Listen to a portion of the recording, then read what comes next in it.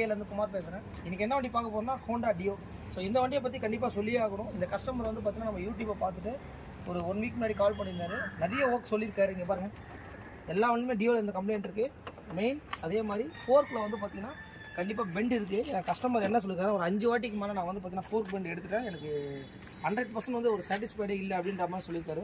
So இந்த வண்டியை ஒரு என்டையராக ஒரு பக்காவாங்க என்ன ஆனாலும் பரவாயில்ல நீட்டாக பண்ணி கொடுங்கன்னு சொல்லியிருக்காரு.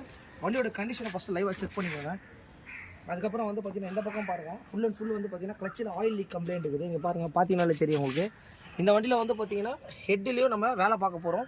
இன்ஜினை டவுன் பண்ணிட்டு இன்ஜின் இங்கே பாருங்கள், இன்ஜின் மட்டும் தனியாக ஆடும், பார்த்தீங்கன்னாலே தெரியும். ஸோ இது என்ன கம்ப்ளைண்ட்னா இந்த ஸ்டே புஷ்ஷெல்லாம் மாற்ற போகிறோம். இன்னொன்று இந்த வண்டி எவ்வளோ கிலோமீட்டர் ஓடிக்குதுன்றதை பார்த்துக்கோம். 89,058.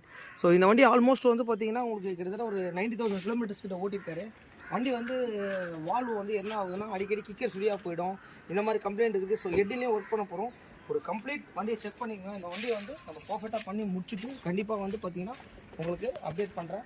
மெயின் வந்து பார்த்திங்கன்னா எல்லாருக்கும் ஒரு தேங்க்ஸ் சொல்கிறேன். மெயின் யூடியூப் எல்லாருமே பார்த்து நிறைய பேர் வந்துட்டுருக்காங்க. Okay, thank you. பண்ணியிருக்கோன்னா ஃபோர்க்கில் பெண்ட் இருக்குது, ஃபோர்க் ரிமூவ் பண்ணியிருக்கோம். ஃப்ரண்ட்டில் பாருங்கள், அந்த ஷீல்டு வந்து பார்த்திங்கன்னா கஸ்டமர் வந்து ஃபுல் அண்ட் ஃபுல் வந்து பார்த்திங்கன்னா புத்தூர் கட்டு மாதிரி போட்டிருக்காரு ஒர்க். ஸோ இதை வந்து என்ன ரெடி பண்ணுறதுன்னு எனக்கே ஒன்றும் புரியல. இங்கே பாருங்கள், 1 2 3 4 5 6 7 8 இது எதுவுமே பண்ண முடியாது. இந்த ஷீல்டு செட்டு தான் மாற்றணும். ஏன்னா ஆல்ரெடி ஃபுல் செட்டு வந்து எல்லாமே ஃபுல் அண்ட் ஃபுல்லும் உங்களுக்கு வந்து போயிடுச்சு. ஸோ ஃபஸ்ட்டு ஒர்க் இது, ரெண்டாவது ஃபோர்க்கு, மூணாவது இங்கே பாருங்கள் என்ன பண்ணியிருக்கோன்னா ஒரு கம்ப்ளீட் இன்ஜினை வந்து இறக்கியிருக்கோம். இந்த வண்டியில் என்ன கம்ப்ளைண்ட் அப்படின்னு கேட்டிங்கன்னா, அந்த கஸ்டமர் என்ன சொல்லியிருக்காருன்னா கிக்கர் அடிக்கடி ஃப்ரீயாக போகுது, ஸ்டார்டிங் ப்ராப்ளம் இருக்குது அப்படின்னாரு. எல்லாமே ரெடி பண்ணிட்டேன் அப்படின்னாரு. பட் இந்த வண்டி வந்து கிட்டத்தட்ட 90,000 கிலோமீட்டர் ஓடி இருக்குது. ஸோ இந்த கிலோமீட்டர் ஓடும்போது கண்டிப்பாக ஹெட்டில் வந்து அந்த வால்வெல்லாம் உங்களுக்கு அந்த ஸ்கோரிங் மார்க் ஆகிருக்கும். வால்வு கண்டிப்பாக நம்ம பண்ணி தான் ஆகணும். இந்த வண்டிக்கு இந்த வால்வு ஒர்க்கு அப்புறம் ஹெட் ஒர்க் பண்ண போகிறோம். ஸோ கம்ப்ளீட் இன்ஜினை வந்து பார்த்திங்கன்னா இன்ஜினும் சேசஸும் தனித்தனியாக பிரிச்சுருக்கோம். உங்களுக்கு பார்த்தீங்கனாலே தெரியும். இது வந்து பார்த்திங்கன்னா உண்மையிலே ஒரு பெரிய ஒர்க்கு. இந்த கஸ்டமர் வந்து பார்த்திங்கன்னா யூடியூப்லேருந்து அவர் ஒரு 15 கிலோமீட்டர் வடபழனி நினைக்கிறேன், ஐ திங்க். ஆமாம், வடபழனிலேருந்து எடுத்துன்னு வந்து கொடுத்தாரு. ஸோ கம்ப்ளீட்டடாக நம்ம பிரிச்சுட்டோம். இந்த வண்டியை பிரித்து முடிச்சுட்டு எப்படி இந்த வண்டியை ஒர்க் வருது அப்படின்றத கண்டிப்பாக அப்லோட் பண்ணுறேன். மெயின் நம்ம சேனலாக ஃபஸ்ட் டைம் பார்க்குறதா ஷேர், லைக், கமெண்ட் பண்ணுங்கள். எந்த ஒரு இதுவாக இருந்தாலும் எஸ்கே பைக்ஸை கான்டாக்ட் பண்ணுங்கள். ஸோ இந்த வண்டியை வந்து பார்த்திங்கன்னா நம்ம ஆல்மோஸ்ட் வந்து இந்த மாதிரி ஒர்க் பண்ணுறது வந்து பார்த்திங்கன்னா அந்த டைமிங் கஸ்டமருக்கு எல்லா ஒர்க்குமே நம்ம பண்ணி கொடுக்கணும். அதுக்கு தான் வந்து A to Z தான் நம்மக்கிட்ட வந்து ஒர்க்குக்கு இது வராங்க. இந்த ஒர்க்லாம் பேர் வந்து A to Z, சரிங்களா? ஓகே, பாருங்கள் வண்டியோட சேஞ்சஸ். வண்டியை வந்து ஃபுல் அண்ட் ஃபுல் பிரித்தா இந்த மாதிரி தான் இருக்கும் உங்களுக்கு. இன்ஜினும் ஃப்ரண்ட் வீலு பேக் வீல் எல்லாமே இருக்கும். வண்டி வந்து ஒரு சேசஸ் அந்த இது மட்டும் தான் இருக்குது உங்களுக்கு. ஃபுல் அண்ட் ஃபுல் வந்து பார்த்தீங்கன்னா ஆயில் லீக் கம்ப்ளைண்ட்டு. இங்கே பாருங்கள் எந்த அளவுக்கு ஆயில் லீக்கேஜ் இருக்குதுன்னு பாருங்கள். Full and full oil league ஆகி மெயின் வந்து பார்த்தீங்கன்னா இங்கே பாருங்கள் ஸ்பாட் ப்ளக் வர இடத்துல. அதுக்கப்புறம் இந்த பக்கம் பார்த்தீங்கன்னா தெரியும், இங்கே பாருங்கள். ஸோ இது எல்லாமே வந்து பார்த்திங்கன்னா கண்டிப்பாக ஆயில் லீக்கேஜ் கம்ப்ளைண்ட் தான். இதில் அந்த ஹெட்டில் வர ஓரிங் வந்து கரெக்டாக இல்லை அப்படின்னா கண்டிப்பாக இந்த மாதிரி ஆயில் லீக் கம்ப்ளைண்ட்டு இருக்கும். இங்கே பாருங்கள்.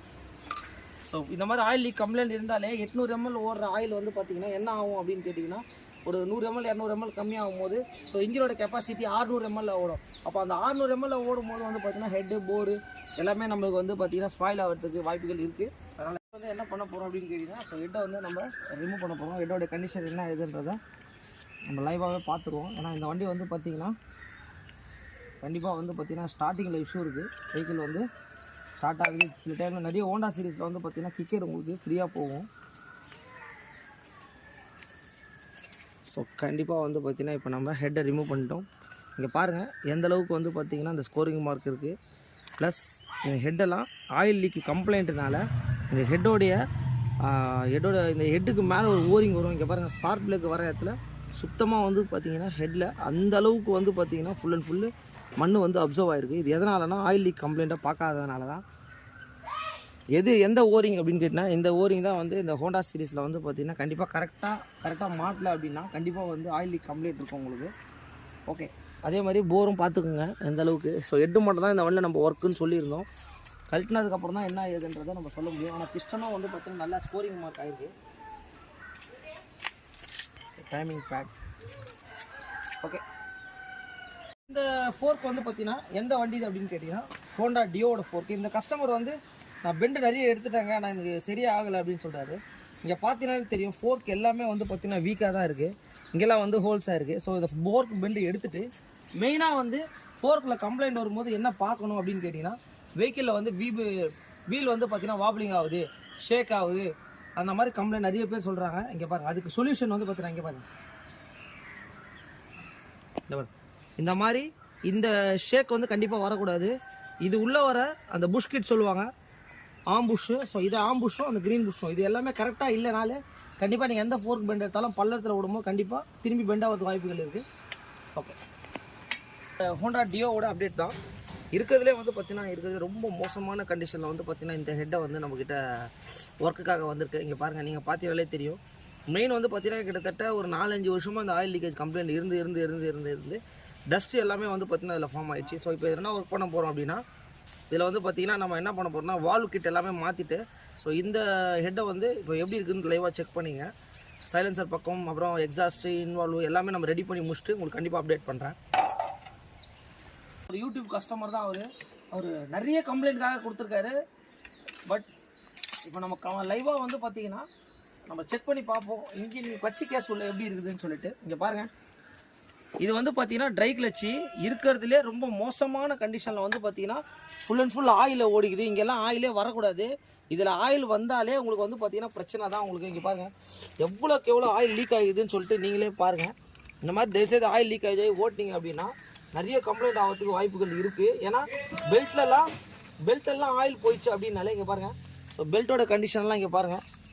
அதுக்கப்புறம் இதிலலாம் ஆயிலே வரக்கூடாது. உங்களுக்கு ஃபுல்லாக இந்த ஆயில் சீல் போனதுனால அப்படியே வண்டி ஓட்டி ஆயில் ஊற்றி அப்படியே வண்டி ஓட்டி கிட்டத்தட்ட இவ்வளோ பெரிய ப்ராப்ளம் வந்து இஷ்யூ ஆகிருக்கு. தயவுசெய்து இந்த மாதிரி வண்டி ஓட்டாதீங்க. ஓகே, இந்த வண்டிக்கு இப்போ என்ன பண்ண போகிறோன்னா அந்த எந்த இடத்துலேருந்து ஆயில் லீக் ஆகும் அப்படின்றத இந்த வீடியோவில் கண்டிப்பாக பார்க்கலாம். ஏன்னா தெரியாதுல்ல உங்களுக்கு இன்ஜின் உள்ள எப்படி லீக் ஆகும் என்ன ஏதுன்னு சொல்லிட்டு. ஸோ இதில் பாருங்கள் எந்த அளவுக்கு ஆயில் இருக்குதுன்றது. இந்த மாதிரி கண்டிப்பாக ஆயிலே இருக்கக்கூடாது. ஏன்னா வந்து பார்த்திங்கன்னா இதெல்லாமே வந்து ட்ரை கிளட்ச் மூலிமா தான் வேலை செய்யுது. ஸோ இதை நம்ம ரிமூவ் பண்ணுறோம். இங்கே பாருங்கள் எது வழியாக ஆயில் வரும் அப்படின்னு கேட்டிங்கன்னா மெயின் வந்து பார்த்திங்கன்னா ஏதோ ஒரு ஆயில் சீல் வரும், இங்கே ஒரு ஆயில் சீல் வரும். இதை பார்த்தீங்கனாலே இங்கே பாருங்கள் கிளட்ச் ஆயில் சீல் சொல்லுவாங்க. இந்த இடத்துல இந்த கிளட்ச் ஆயில் சீலும் இந்த 2 ஆயில் சீல் தான் வந்து பார்த்திங்கன்னா இந்த வண்டிக்கு வந்து ரொம்ப மெயினான விஷயம். ஏன்னா இது வந்து லீக் ஆகும்போது தெரியும், இந்த இடத்துல ஆயில் ட்ராப்பாக வந்துகிட்டே தான் இருக்கும் உங்களுக்கு. இங்கே பாருங்கள் இந்த அளவுக்கு வெஹிக்கிளில் வந்து பார்த்திங்கன்னா ஃபுல் அண்ட் ஃபுல் கம்ப்ளைண்ட் இருக்குது. பெல்ட் எல்லாம் வருங்க. இங்கே பாருங்கள் பெல்ட்டு ஆயிலில் ஊறினதுனால என்ன ஆயிருக்கு அப்படின்னு கேட்டேன். இங்கே பாருங்கள். ஸோ இந்த மாதிரி கண்டிஷனில் வண்டியை ஓட்டிங்கன்னா கண்டிப்பாக இஷ்யூ தான் உங்களுக்கு. ஓகே, இந்த வீடியோ தகவல் யூஸ்ஃபுல்லாக இருக்கும்னு நினைக்கிறேன். ஸ்பேர் பார்ட்ஸ் டீட்டெயில்ஸ் என்னென்றதை பார்த்தலாம். இந்த வண்டிக்கு ஆல்மோஸ்ட் ஃபோர்க் பெல்ட் எல்லாமே பண்ணி எல்லாம் எடுத்து முடிச்சிட்டோம். ஸோ இந்த வண்டியில் மெயினான கம்ப்ளைண்ட்லேயே வந்து பார்த்திங்கன்னா இது பேர் தான் வந்து பார்த்திங்கன்னா பெட் ஹேங்கர் சொல்லுவாங்க. இங்கே பாருங்கள். ஸோ இது வந்து நிறைய பேர் வந்து பார்த்திங்கன்னா இன்ஜினில் இது ரொம்ப ஒரு மெயினான விஷயம். ஸோ இதையும் மாற்றணும். இதில் தான் அந்த வண்டியில் கம்ப்ளைண்ட் இருக்குது. அது இல்லாமல் லாக் செட்டு எல்லா கேபிளும் நம்ம மாற்ற போகிறோம். அது இல்லாமல் வந்து பார்த்திங்கன்னா ஆம்புஷ் கிட்டு, ஆயில் சீலு, இது வந்து பார்த்திங்கன்னா இன்ஜினில் வர stay push kit, brake shoes, air filter, camshaft, அதுக்கப்புறம் வந்து பார்த்திங்கன்னா பெல்ட்டு. ஸோ இது எல்லாமே வந்து பார்த்திங்கன்னா வி புஷ்ஷு, அதுக்கப்புறம் சீட் லாக் ஆகலாம், சீட் கேபிள், ஹெட்டுக்கு வர எல்லா ஐட்டமும். ஸோ ஃபோர்க்கு வந்து பார்த்திங்கன்னா நம்ம பெண்ட் எடுத்துட்டோம். இந்த வண்டிக்கு என்ன பண்ணியிருக்கோம் அப்படின்னு கேட்டிங்கன்னா இங்கே 2 புஷ்ஷு வரும். பார்த்தீங்கனாலே தெரியும் உங்களுக்கு. இங்கே பாருங்கள் கிட்டவா. ஸோ இந்த இடத்துல 2 புஷ் வரும். இந்த புஷ் எல்லாமே ப்ராப்ளமாக இருந்திருக்கு. இந்த புஷ் கிட்டும் நம்ம மாற்றுறோம். அது இல்லாமல் இந்த ஆயில் லீக்கேஜ் கம்ப்ளைண்ட் இது கேஸ் எல்லாம் எந்த அளவுக்கு பர்ஃபெக்டாக க்ளீன் பண்ணியிருக்கோன்னு பாருங்கள். இந்த கேஸ் எல்லாமே நம்ம ரிமூவ் பண்ணிட்டோம்.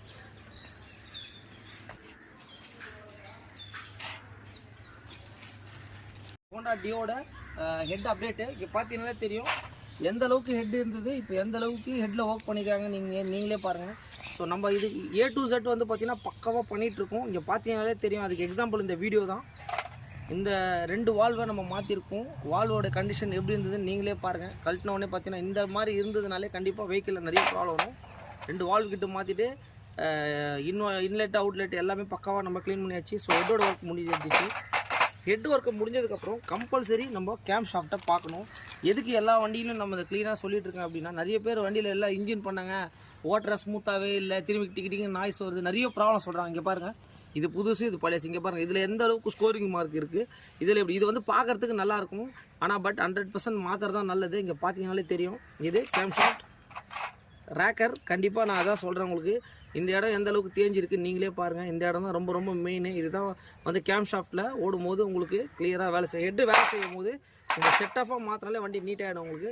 இது பேர் வந்து பார்த்திங்கன்னா இன்ஜினோட பெட் ஹேங்கர். ஒரு வண்டிக்கு இது ரொம்ப ஒரு முக்கியமான பார்ட்டு. ஏன்னா இது வந்து பார்த்தீங்கன்னா வண்டியோட சேசஸ்க்கும் இன்ஜினுக்கும் இதுதான் வந்து சப்போர்ட் பண்ணும். அது எந்த இடத்துல வரும்னா இங்கே பாருங்கள், இங்கே பார்த்தீங்கனாலே தெரியும். இது உள்ளே வர புஷ்ஷு தான் வந்து பார்த்தீங்கன்னா அடிக்கடி போயிடும். ஸோ இதெல்லாம் வந்து பார்த்தீங்கன்னா உங்களுக்கு என்ன சொல்கிறதுனா இதெல்லாம் யூஸ் அண்ட் த்ரோ தான், செட்டாக தான் கிடைக்கும். நீங்கள் இதில் புஷ்கிட்டுக்கு மாற்றி பண்ணலாம்னு நினச்சிங்கன்னா கூட கண்டிப்பாக வந்து ஒரிஜினாலிட்டி மாதிரி வராது. கண்டிப்பாக இந்த வண்டிக்கு ஏகப்பட்ட கம்ப்ளைண்ட்டு, வெஹிக்கிள் வாபிள் ஆகுது, ஷேக் ஆகி போகுது அப்படின்னா கண்டிப்பாக 100% இதை நீங்கள் செக் பண்ணணும். இதில் தான் ப்ராப்ளம் வரும். எல்லாமே கரெக்டாக பண்ணிட்டாங்க அப்படின்னா இதை மாற்றி பாருங்கள். ஓகே, இந்த பெட் ஹேங்கர் தான் வந்து பார்த்தீங்கன்னா நம்ம ஃபிக்ஸ் பண்ண போகிறோம். கண்டிப்பாக இதில் ஒரு லப்பர் ஒன்று வரும். கரெக்டாக வந்து பார்த்தீங்கன்னா இன்ஜினோட இங்கே பாருங்கள், ஃப்ரேமோடைய மெயின் சேசஸில் வந்து பார்த்தீங்கன்னா இது கரெக்டாக இங்கே உட்காரும். இது கரெக்டாக இல்லைனாலே வெஹிக்கிள் வந்து பார்த்தீங்கன்னா கண்டிப்பாக ஷேக் ஆகிறதுக்கு வாய்ப்புகள் இருக்குது. எல்லாமே மாற்ற எப்படி இருக்குது பார்த்தீங்களா புதுசு. ஸோ இதுதான் வந்து பார்த்தீங்கன்னா வண்டியிலேருந்து கழிச்சினது. இந்த புஷ்கிட்டு பாருங்கள், இங்கே பாருங்கள். ஸோ இந்த புஷ்கிட்டு வந்து பார்த்தீங்கன்னா அதிகமாக நம்ம யூஸ் பண்ணும்போது, ஏன்னா இந்த வண்டிக்கு 90,000 கிலோமீட்டர் ஓடிது, கிட்டத்தட்ட 1 lakh கிலோமீட்டர் கிட்ட ஓடும்போது கண்டிப்பாக இதெல்லாம் வந்து யூஸ் அண்ட் த்ரோ ப்ராடக்ட் தான் உங்களுக்கு. இங்கே பாருங்கள், நம்ம ஒரிஜினலாகவே ஆர்டர் பண்ணி மாட்டோம். இந்த வண்டிக்கு ரொம்ப பெரிய கம்ப்ளைண்ட், கிட்டத்தட்ட கஸ்டமர் 20-25 கம்ப்ளைண்ட் சொல்லியிருக்காரு. அதில் மெயினான கம்ப்ளைண்ட் இதுதாங்க. இதை மாற்றினாலே பர்ஃபெக்டாக வந்து பார்த்தீங்கன்னா ஒரு வாப்ளிங் ப்ராப்ளம் சால்வ் ஆகிடும். ஓகே.